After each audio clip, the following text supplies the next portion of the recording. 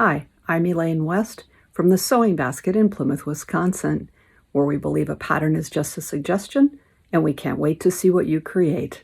When making blocks that have diagonal lines through them, oftentimes the math calls for you to start with squares that are 7 3/16 or an 1/8 inch or 7/8 inch measurements.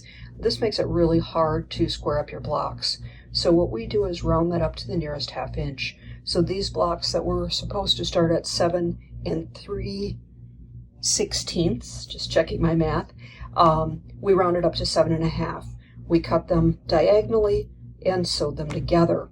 Now I have to square them up because they're a little large. And how I do that is I'm lining my 45-degree line here.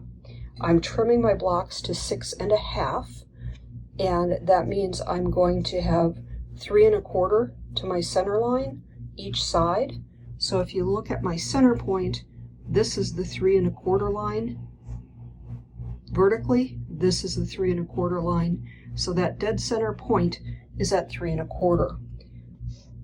That makes my block 6.5.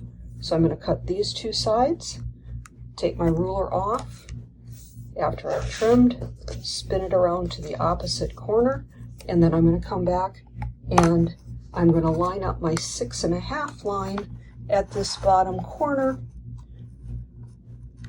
so that this is 6.5, and that leaves my trim of a little bit on each side to give me a 6.5 inch square block.